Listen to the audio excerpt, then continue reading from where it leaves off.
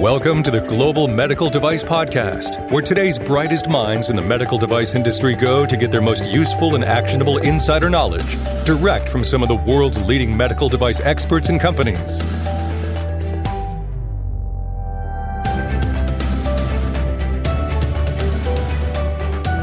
All right, folks, I'm going to encourage you to hang in there on this episode. It is chock full of all sorts of information.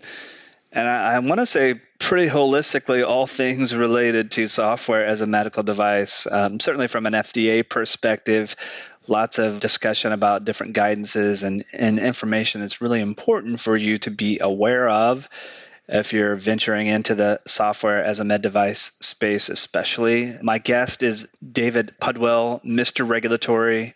And he has a unique vantage point of being, formerly with FDA and knowledgeable about the nuances of software as a med device and aware of and very familiar with all these guidance documents that are important. So enjoy this episode of the Global Medical Device Podcast.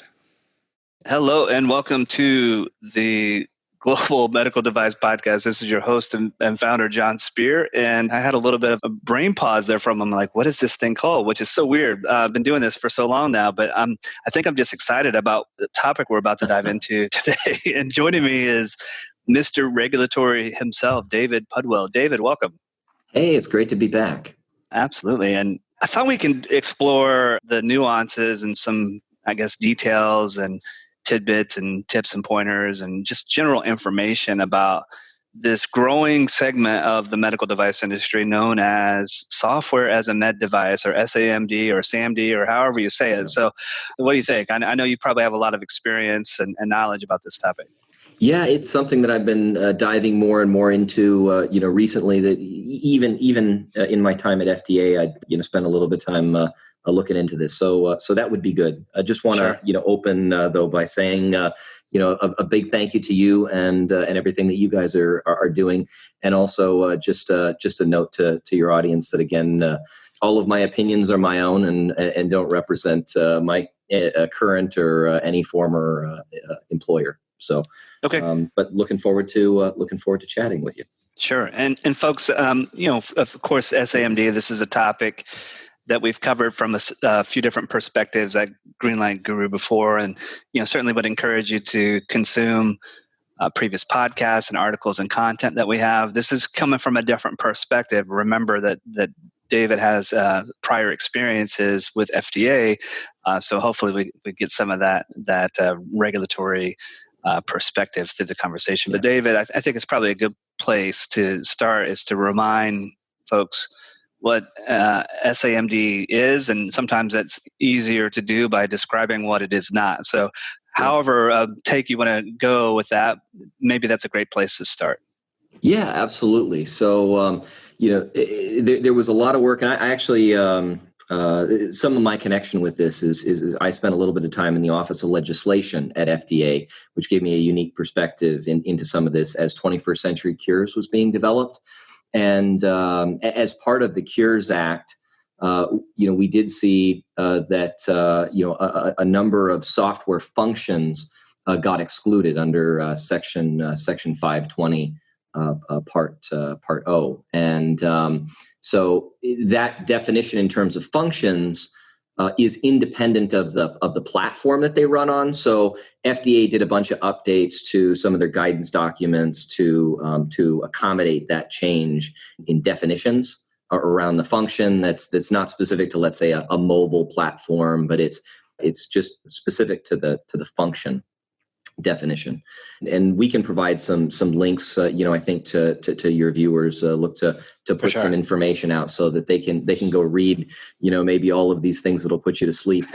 If, a little bit of bedtime reading for your viewers, we'll make sure to get them some links and things, and time that maybe, when this launches so that people can go do their own reading if they want to confirm anything. But, there are a lot of standalone software functions as part of the Cures Act and even predating that are not medical devices, or that FDA does not intend to enforce the requirements for. So there's sort of two categories: this not a device, and then also it's a device, but FDA is not going to regulate it as a device, at least for now, based on sort of what they've put out and published. And a really good resource to start with and think about this in terms of is the general wellness guidance that FDA put out, and they clarify some software and also some non-software examples. And one example that I think is really great as a sort of overall framework for thinking about how products are regulated. So it's a good reminder that FDA regulates products based on intended use. And that's they give this example. It's example 6. It's actually for a mechanical exfoliation device, but that's the really key example, I'd say, in that general wellness guidance that highlights this regulation per intended use, which has been FDA's approach to a lot of this, and it leads to some interesting situations at times where it's not necessarily just the functionality, but it's also how you've labeled that functionality that matters. Both things are important. Yeah, and I think that sometimes gets lost a little bit in not just as software or general wellness or just medical device in general. Sometimes I think folks lose how important that labeling and those claims are about that product. So I think it's really, really key to highlight that. Yeah, and then getting into definitions. So so that's sort of what SaMD isn't, and to some extent what isn't a device even. Forget software. Even, but so then you get into FDA's definition of SaMD, and they have a guidance document on software as a medical device. It's actually their SaMD guidance in terms of clinical evaluation, and that includes a really good definition for SaMD. And this was actually a document that was created with IMDRF, and in that the definition of SaMD is a little bit long-winded, but I'll actually read it if you don't mind. Yeah, go ahead. A SaMD can best be described as software that utilizes an algorithm, that would be logic, a set of rules, or model that it operates on data input or digitized content to produce an output that is intended for medical purpose as defined by the SaMD manufacturer. That would be, hopefully, a lot of your listeners and these companies that may be developing SaMD. And the risks and benefits posed by SaMD outputs are largely related to the risk of inaccurate or incorrect output of the SaMD, which may impact the clinical management of the patient. So it's a very much a risk-based approach that FDA has taken here, and those risks have, when you're talking about SaMD, are directly related to the output sort of considerations. Though, I think there might be some nuance there. And if you get bad inputs, you're going to get bad outputs, but the risk associated is always going to be linked to, that output. Yeah. Sort of consideration. I want to highlight a couple of things about that definition. The first is the term manufacturer.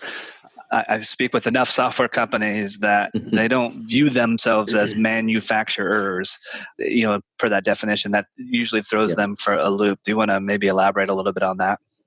Yeah, that's going to be, sort of the stock definition, I guess. I guess that's going to be the word that FDA uses to define somebody who makes a product that they consider to be a medical device. And in the context of software as a medical device, a software developer is then a manufacturer in terms of FDA regulations.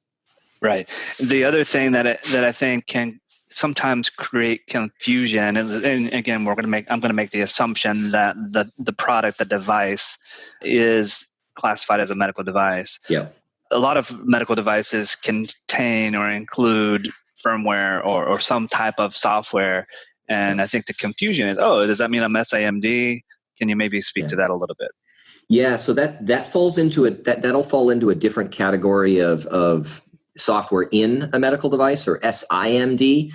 And actually, FDA has had some pilot programs primarily focused on SaMD that based on some of the publications they've just put out, they're looking to extend some of those programs into the SIMD space as well. But I would think about them fundamentally differently, because for a software as a medical device, you're thinking again about those outputs being your primary risk to, let's say to a patient. And that output is going to be like a digital output. It's going to be some information to a provider to potentially modify their treatment, decisions, or to inform their care for a patient.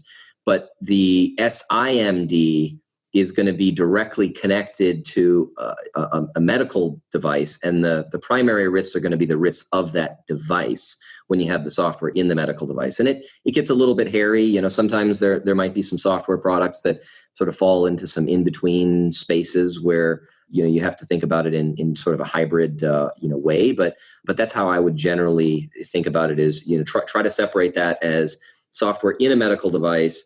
Your risks are, if the software failed catastrophically, what would be the risk of the device to the patient? If the worst possible thing that it could do happened because it failed, that's your risk categorization for the overall product. Whereas for the software as a medical device, your worst case scenario is going to be, what could that output do? And if that output was catastrophically wrong, what could somebody do with that information that would potentially harm a patient? I mean, you bring up an interesting topic, risk, and let me, I guess, further elaborate. I mean, obviously, risk management is a very important topic for all medical devices. And, of course, there's ISO 14971 that describes the process for medical device risk management that is, for all intents and purposes. I know the current version of the standard is not technically harmonized per se, but it's accepted as the best practice from that perspective. And I think risk, when you talk about like software, and specifically like software as a med device, can be somewhat of a confusing topic, because one of the tenets or components of risk as defined per 14971 is this idea of probability of occurrence of harm.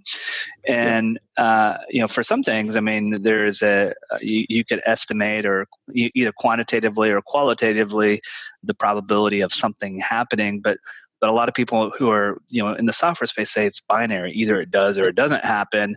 And I think there's some we'll say confusion or some ambiguity as to methodology and tools and things that should be done from a risk perspective.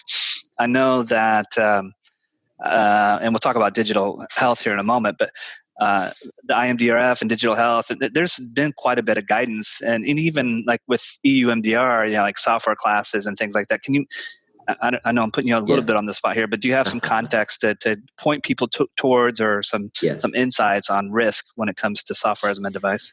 Yeah, so FDA has a relatively old guidance. Let's say that's their, I believe it was 2005. I could be wrong on the specific date there, but FDA has in fact, actually, in one of the guidance documents, FDA really harkens back to I think it was the 1980s that they identify in some of the history. So I think it's the clinical decision support software where FDA really identifies some history. Mm-hmm. They do it in a couple other guidance documents as well.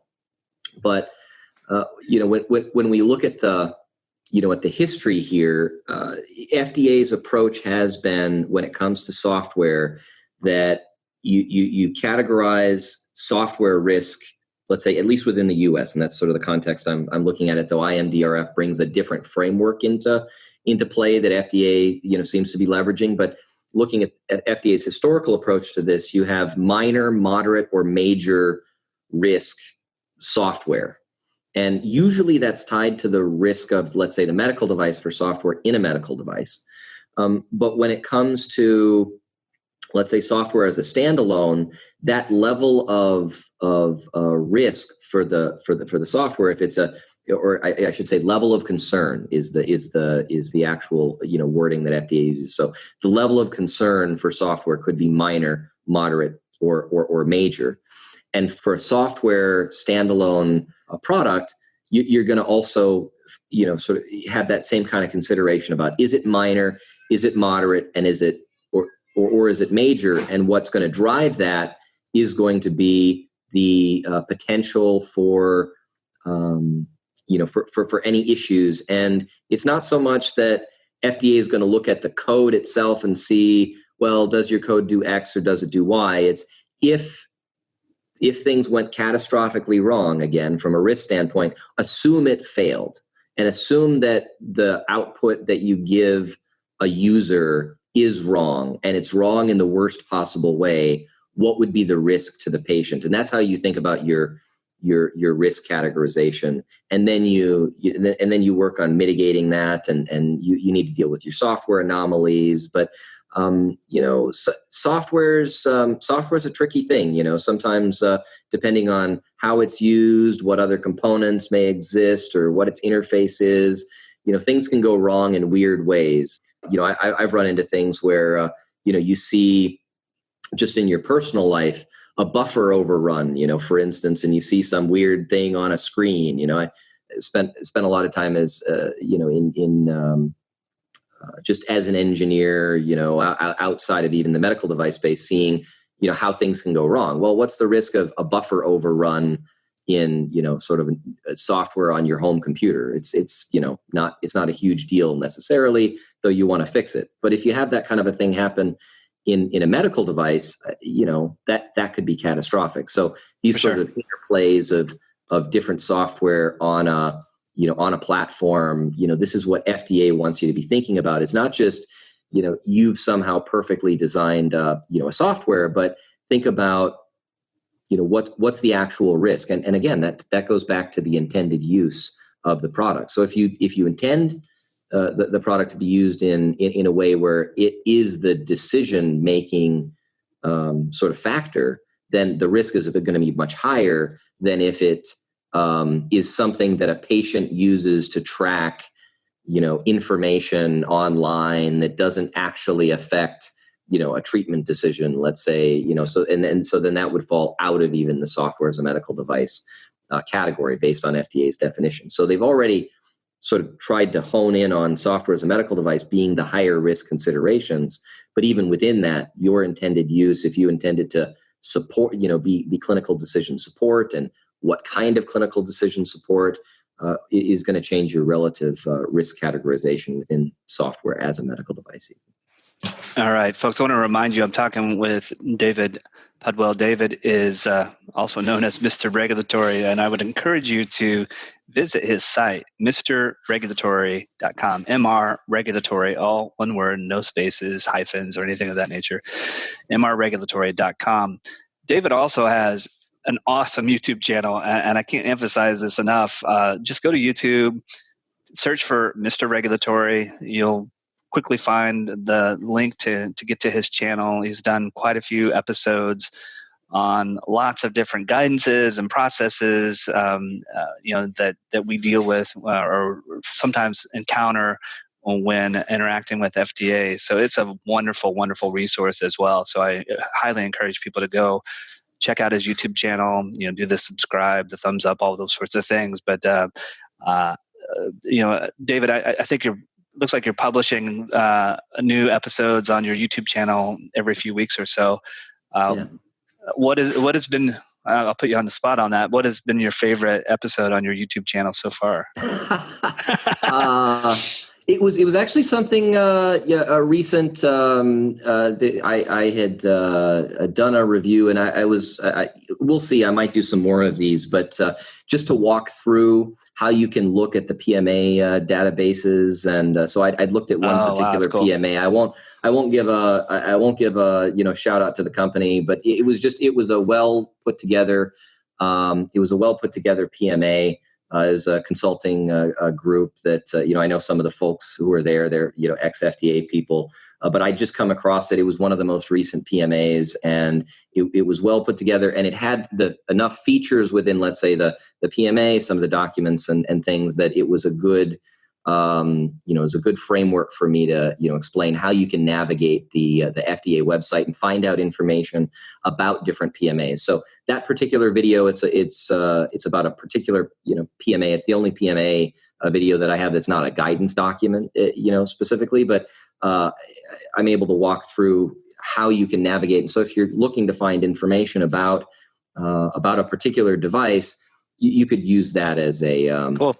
It's kind of a template for how to go and look at FDA's website and some things that you can be looking for and links you can follow. So that mostly because it was a little bit different from all the rest of the videos. That's the one I would say. And folks, I mean, if I've been in this industry for over 22 years now, and I know more or less what I'm doing when I go to FDA website, and I still get lost. So they keep changing the links. That's part of the problem. And it's part of the problem. But getting an insider point of view on how to navigate and utilize, because there's tons and tons of valuable information in the FDA databases, but sometimes you don't know how to extract or utilize that. So I would encourage you to check that out. And obviously, we're talking a little bit about software as a med device today. If you're a med device company in general or SaMD company, either way, Greenlight Guru, we're here to help too. We have numerous customers all over the globe who are software as a med device companies, as well as the standard run-of-the-mill medical device companies as well. But regardless, we've built a medical device quality management system software platform that's designed specifically for the medical device industry. And, we've designed it by actual medical device professionals. So definitely would encourage you to go to www.greenlight.guru to learn more about how the Greenlight Guru MDQMS might be a resource to help you navigate design, development, risk, document management, change management, quality events, and so on and so forth. So again, go to the website if you would like to have a conversation with us about that and express what your needs and requirements. We'd love to have a conversation with you. So let's get back to the topic at hand, David. I'll jump in. Sure. Go ahead. Yeah. Maybe, with that IMDRF framework, let's say FDA, has this SaMD guidance, and they talk about real world evidence and laying out a pathway for continuous learning and leveraging real world performance data, and that really ties into what we've seen FDA doing over the course of the last 3 or so years now. Maybe it's 3.5 years, but FDA has put together this pilot program, and it's been limited. Like I said earlier, this pilot program has been limited to SaMD, and this is the software pre-certification or pre-cert program. FDA is using that to inform their development of a future regulatory model that'll provide a more streamlined and efficient regulatory oversight for software-based medical devices that are developed by manufacturers who have demonstrated a robust culture of quality and organizational excellence.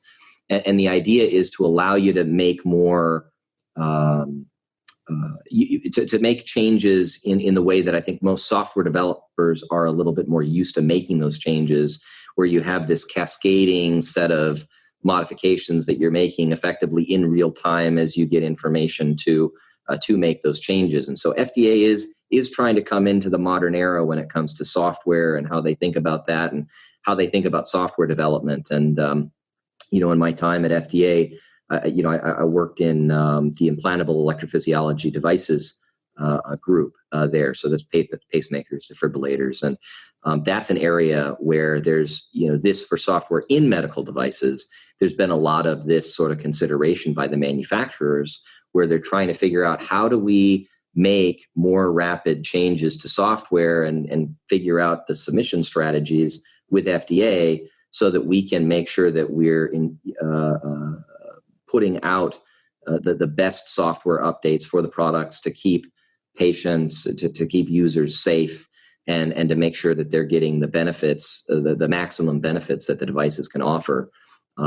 Sort of along the lines of what we're already seeing in like the automotive space, push a real-time update to your car and now you've got a new feature, So, that kind of thing is coming for medical devices, and FDA is working on on some of that with medical device manufacturers. Yeah, I think it's an really exciting program. I know talking about regulatory agencies and progressive, innovative, sometimes those terms don't blend together really that well, but I think the digital health program is one of those progressive, innovative initiatives. And so much so that FDA, I guess, in a manner of speaking, has sort of doubled down on this and actually making the digital health a center of excellence. Yes. And there's a lot of great information on the digital health site from FDA. And again, we'll provide a lot of the things that David and I are speaking about today. We'll provide links so that you can consume more information, even if it helps you sleep. But nonetheless, on the if it helps you sleep, I don't think it's considered SaMD. I think that falls into general wellness. Anyway, well, that's true. Yeah. Depends on the claims you're making. Sorry, back to intended use. But what I like about the digital health initiative, and you highlighted some of the tidbits that I appreciate about it, is it's intended to really try to adapt to how software is developed. Puts more emphasis, I think, on the company's processes and methodology. Yeah. Not that the product at the end is less important, but it's really about how the product is developed and managed and maintained through its life cycle. And I just think it's a really fresh approach. And frankly, I hope it gains a lot more traction, because I think that methodology has potential applicability to all medical devices. But again, that's a whole different topic of conversation in and of itself. And this is the area where I think we're seeing real world evidence maybe used in a in a very in a very positive way, and that's maybe a modification to I think some comments I made. Maybe it was on in our last conversation about how real world evidence is usually in addition to everything FDA would otherwise expect. This is the one area I can really point to where I think FDA is making strides to use real world evidence as the evidence to drive modifications for software. For sure. So just kind of thinking a little bit more about some different nuances. Mobile medical applications. I know that I've had some experience in the past on this. I mean, and this is one of those areas that's a little bit confusing to me as to, what does it all mean? And, does this mean my product is regulated or not regulated and that sort of thing? So what insights do you have on things related to mobile medical applications? Yeah. And as we mentioned, FDA actually modified their guidance to focus on device software functions and mobile medical applications because of that 21st Century Cures Act language that really pushed on the software function definitions. But we see that there's FDA has a guidance on this. It's their policy for device software functions and mobile medical applications. And it really gives a nice high-level overview of the regulatory history and highlights the functions that are the focus of FDA regulatory oversight. And it also provides some really helpful examples of what is or what isn't within that FDA focus for regulatory oversight. And I'd say there are three key areas, and this is direct from the guidance document. FDA highlights software functions that are an extension of one or more medical devices connected for the purpose of controlling the device or analyzing medical device data. So that's the first area. The second area is around software functions, typically mobile apps, that transform the mobile platform into a regulated medical device by using attachments, display screens, or sensors, or by including functionality similar to those of currently regulated medical devices.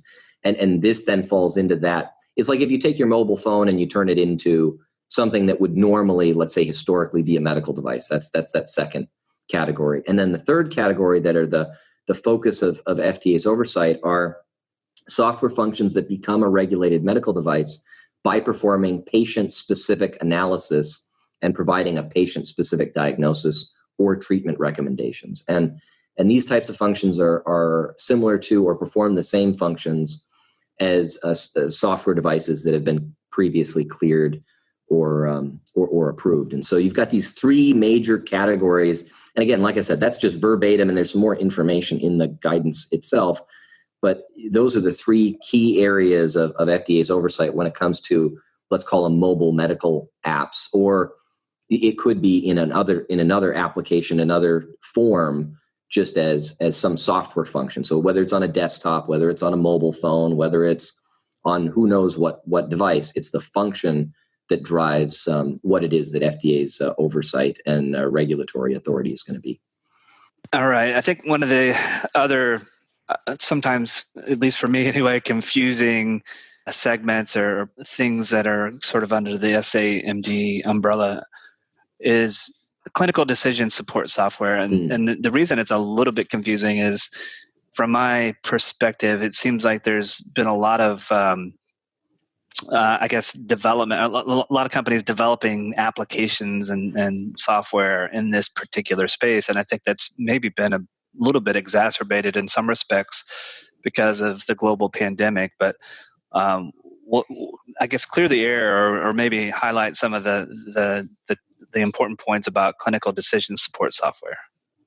Yeah. So again, FDA's got another guidance document. We'll have to link for lots people of guidances. on this. Yeah, lots of guidance on software. It's like an avalanche and of information. Then there's some web pages where there's some useful information. There's some links. IMDRF is sort of the framework that has been developed with IMDRF, and I should say that's the International Medical Device Regulators Forum. So the International Medical Device Regulators Forum is IMDRF for anybody who it's a occupational hazard, having been a former government employee, that I just throw out acronyms and hopefully not confusing too many people with that. But clinical decision support, or CDS, again, more acronyms. Another acronym, yeah. So for CDS, FDA is encouraging developers of clinical decision support software functions that are not medical devices or are medical devices that FDA does not intend to enforce compliance with the requirements to implement a quality system. So whatever kind of clinical decision support you're doing, FDA's encouragement is, first and foremost, implement a quality system consistent with IMDRF's software as a medical device. They have a quality management system guidance, or there's a link we'll provide to people on that, and to make sure that you're applying good cyber hygiene. So this is something that FDA is really focused on. Even at there was a session on this, if you remember, at the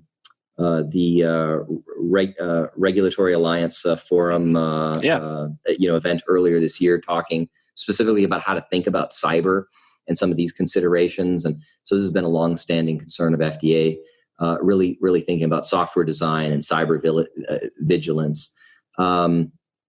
And there's a lot of regulatory history here, and the expectation is that you're applying a risk-based policy for clinical decision support functions, and that's most of what I'd say about that. But I will say there's also some really good information around this, and what I would point people to for thinking about a software is also just thinking about changes to software as well. And there's a good when to submit a 510K if your product happens to fall into that category as, let's say, software as a medical device.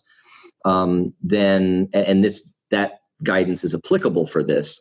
There's a really great flow chart on page 10. Now, FDA will tell you, and I will tell you, use the accompanying text. Don't just use the flow chart. This is one of the pet peeves of FDA with all the guidance documents they put out. They put together a nice flow chart that actually is really great. It helps you with your, with thinking through things. But then people don't necessarily always look at the accompanying detail in the text, telling them how they should or shouldn't use the flow chart. So, occasionally people use the flow chart in ways that are wildly unacceptable in FDA's mind, right? And so I would just encourage you, read the rest of the text, but the flow chart is great. The flow chart is a really great resource to think about, how you walk through, a change. And it's the visual is really something you want to see. I won't walk through it. It's probably way too much to go through, verbally, and especially as our time is short. But I would point you to that guidance, and that flow chart are really helpful for thinking through some of the things about changes. And the reason I would point you to that as well is even when you're doing development, having that kind of a framework for how you're planning out your changes and where you want to start with your SaMD. Because usually with software as a medical device, you have a set of features you want to get to sort of in the final analysis. And it's helpful if you know how you're going to make modifications or what's going to need a regulatory submission, so that you can bucket maybe those changes into, here's what we can implement right now, maybe in a enforcement discretion or not a medical device product. And then we can expand that functionality into the medical device space and submit a 510K. And here's what's going to, be needed for that.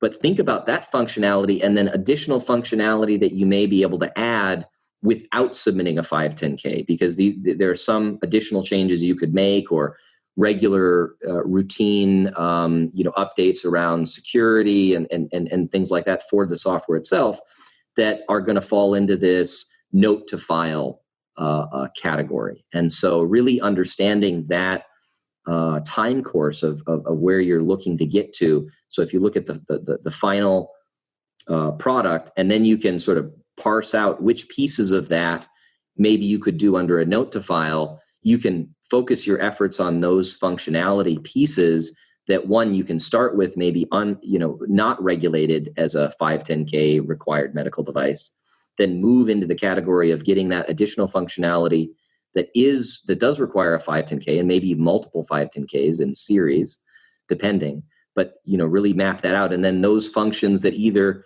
are intermediate updates between major 510K submissions, that you would add additional functionality that doesn't require a 510K based on FDA's guidance, or that you would maybe add, sort of on the back end as nice to have features or routine kind of maintenance of the software. Yeah, I think one of the things that you said that I think is really, really key that I want to emphasize for listeners is do your homework early. Yep. I think a lot of times, David has highlighted and mentioned quite a few different guidance documents, and it can probably seem overwhelming. And each of these guidances, they're written in, generally speaking, in regulatory speak. Yep. Some of them do have flowcharts, and the flowcharts are helpful. But to David's point, don't just take the picture and think that you have knowledge and understanding. Read the accompanying text that goes into some more depth and explanation. But do your homework early. I mean, I'm speculating, or I'm probably generalizing here, but my experience suggests that a lot of SaMD companies are probably software developers first, and yep. medical device, or they may even view themselves this way: software developers first. And medical device companies second.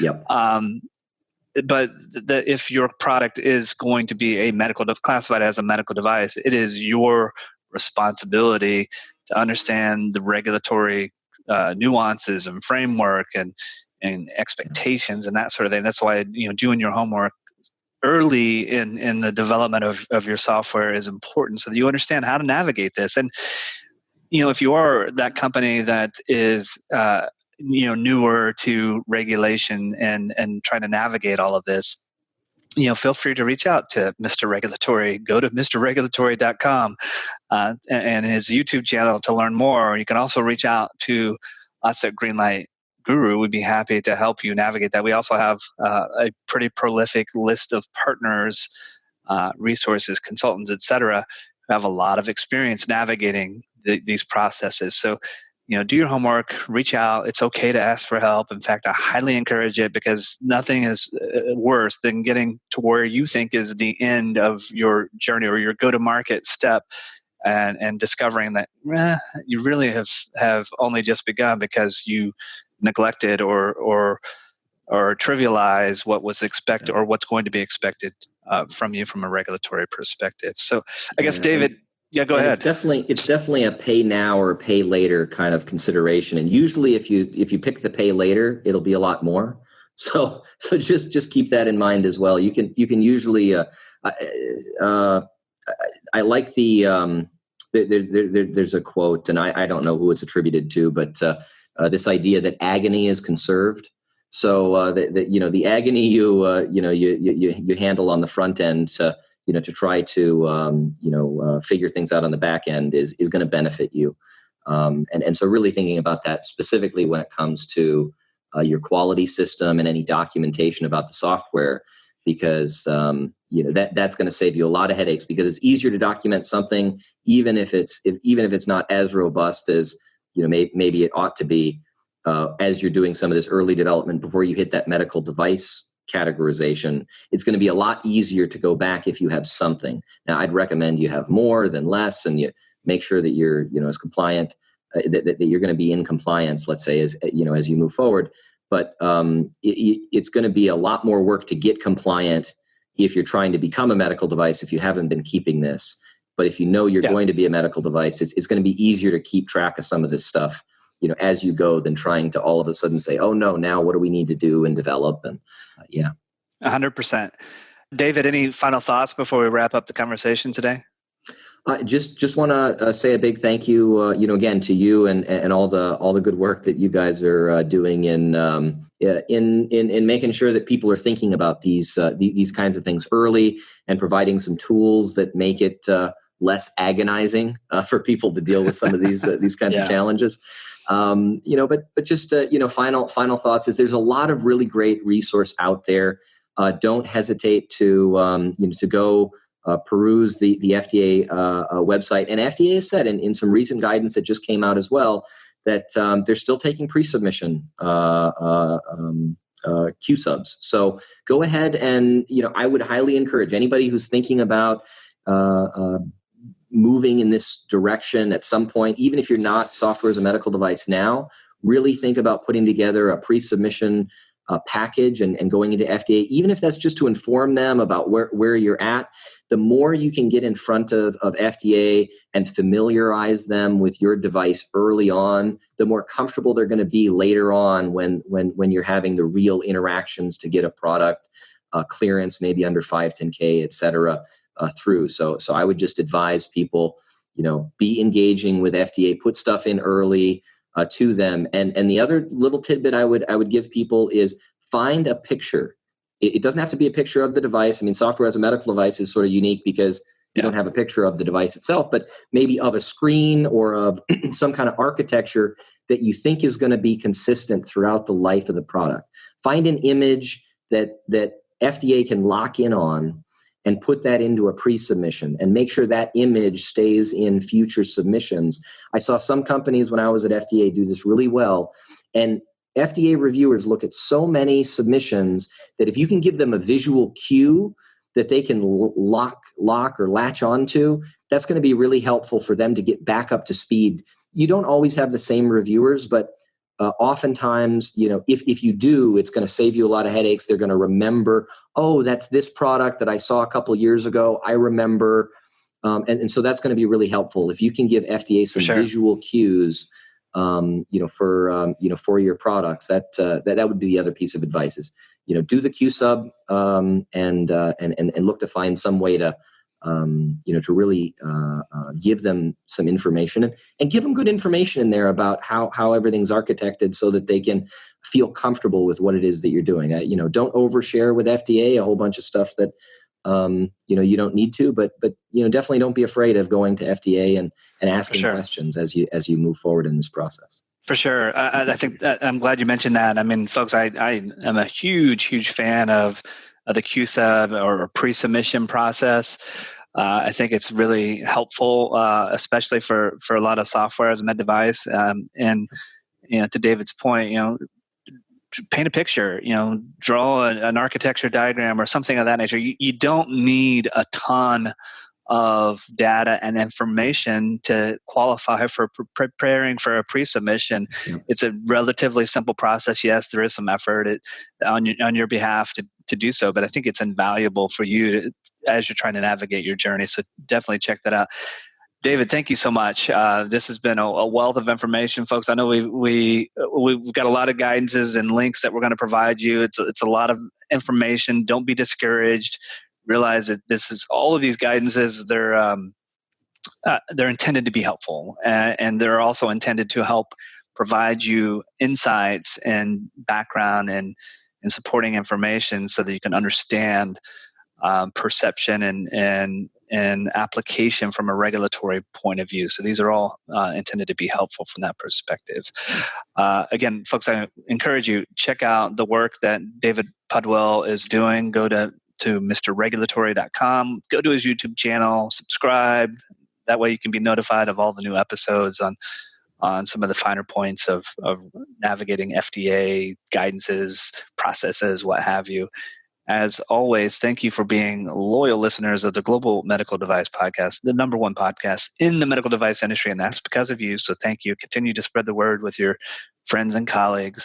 And as always, this is your host and founder at Greenlight Guru, Jon Speer. You have been listening to the Global Medical Device Podcast.